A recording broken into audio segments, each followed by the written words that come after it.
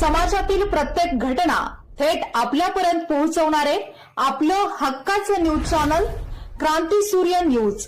संपादक शशिकांत राजवंत।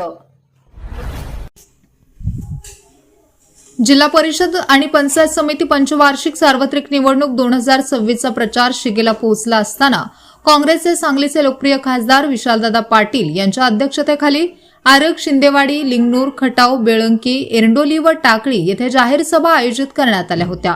या सभांपैकी बेळंकी येथे झालेल्या जाहीर सभेत काँग्रेस पक्षाचे नेते प्राध्यापक प्रमोद इनामदार यांनी आमदार सुरेश खाडे यांच्यावर जोरदार शब्दात टीका केली आहे।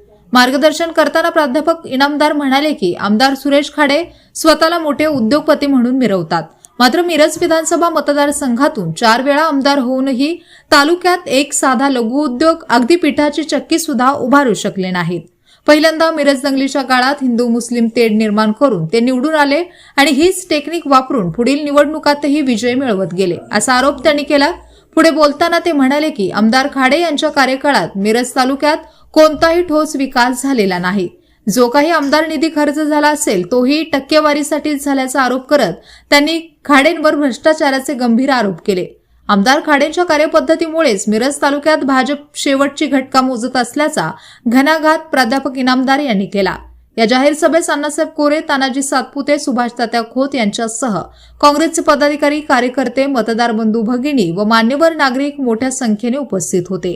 सभेदरम्यान काँग्रेस पक्षाच्या धोरणांवर आणि आगामी निवडणुकीतील भूमिकेवरही सविस्तर मार्गदर्शन करण्यात आले। कुठल्याही परिस्थितीमध्ये परिवर्तन करणार आहे। या ठिकाणी आपण बघितलं राष्ट्रीय पातळीपासून आमच्या आदरणीय खासदार साहेब त्या ठिकाणी लोकसभेमध्ये आता उद्या भाषण करतील। त्या ठिकाणी परवा दिवशी लोकसभा अधिवेशन चालू आहे। या ठिकाणी आपल्याला मोदी साहेबांनी आश्वासन दिलं की आम्ही 15-15 लाख रुपये त्या ठिकाणी तुमच्या अकाउंटवरती आम्ही जमा करू आणि असं त्या ठिकाणी प्रलोभन दाखवून त्या ठिकाणी मतं घेतली आणि ते 2014 साठी त्या ठिकाणी सत्तेवर आले। या ठिकाणी एका तरुणाने सांगितले की आमच्या हाताला काम नाही आहे, 2 कोटी त्या ठिकाणी रोजगार देतो। मोदी साहेबांनी सांगितलं कुठलाही रोजगार त्या ठिकाणी आलेला नाही। जीएसटी आमच्या मनमोहन सिंगांनी शांत पद्धतीने चांगल्या पद्धतीने त्या ठिकाणी अर्थमंत्री असताना त्या ठिकाणी लागू केला होता, पण ही लोक त्यांना विरोध करत होते। पण अचानक येऊन त्या ठिकाणी 18% 28% त्या ठिकाणी नेऊन ठेवलं। अशा पद्धतीनं प्रलोभन दाखवून त्या ठिकाणी मोदी साहेबांनी या शेतकऱ्यांचा आणि सर्वसामान्यांचा त्या ठिकाणी घात केलेला आहे। आपण राज्य पातळीवरती या ठिकाणी पाहिलं तर तोडा फोडाने राज्य करा अशा पद्धतीनं जे काय फडणवीस साहेबांनी त्या ठिकाणी चालू केलेलं आहे।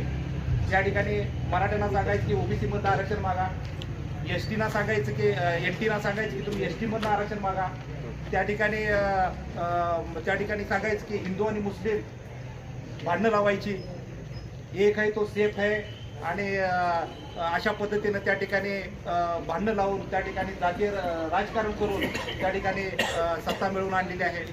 आता 1500 रुपये त्या ठिकाणी महिलांना देऊन त्या ठिकाणी महिलांचं सुद्धा आता बऱ्याच महिलाच्या ह्याच्यातून आपल्या लाडकी बहीण योजनेतून कमी केलेल्या आहेत। त्या 1500 रुपये ज्या महिला घेत आहेत त्या 1500 रुपये महिलांचे सुद्धा काही महिलांचे निकष लावून त्या ठिकाणी त्या महिला कमी करतायत।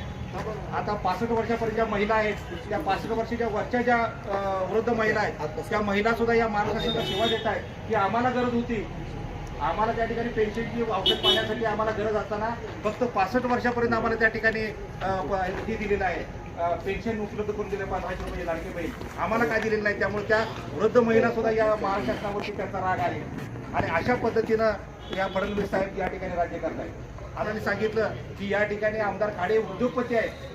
आमदार खाडे 15-20 वर्ष झालं या ठिकाणी आमदार आहेत आणि ते स्वतः उद्योगपती आहेत, पण ह्या भागात पूर्व भागामध्ये कुठल्याही प्रकारची पिठाची चक्की कोळेकर साहेब या ठिकाणी उद्योगाचे आणलेले नाही, काही आणलेले नाही। या ठिकाणी बेदाण्यावरती प्रक्रिया करणारे असतील किंवा फळ मार्केटला फळं नेण्यासाठी असतील किंवा भाजी मंडईवरती त्या ठिकाणी प्रक्रिया करण्याचा काही सुद्धा यांनी उद्योग आणलेले नाही। या ठिकाणी आता खासदार साहेब तुम्हाला मार्गदर्शन करतील की आमच्या आर्गेला या ठिकाणी कॉन्ट्रॅक्टर उभा केलेला आहे, त्या ठिकाणी मालगावला एक मटकेवाला उभा केलेला आहे, आमच्या म्हैसाळ बेडकमध्ये त्या ठिकाणी कॉन्ट्रॅक्टर उभा केला आहे। आम्हाला कॉन्ट्रॅक्टर आणि हे असले नको आहे। आणि आता तुम्हाला एरंडोली मतदारसंघामध्ये तर एकाच त्या पाटील घराण्यामध्ये 20 वर्ष सत्ता आहे। एकदा ते म्हणतात की माझ्या बायकोला निवडून द्या, एक म्हणतात मी डेप्युटी सरपंच, एकदा मी हे करतो। मला प्रत्येक 20 वर्ष झाले त्या एकाच घरात आहे। इतर जे काही जे 15-20 हजार जे काही मतदार आहेत त्यांना तुम्ही त्या ठिकाणी काय संधी देणार आहात का नाही?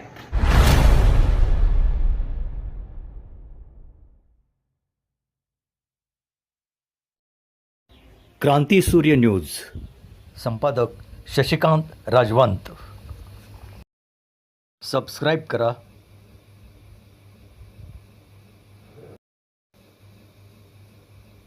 बेल आयकॉनला क्लिक करा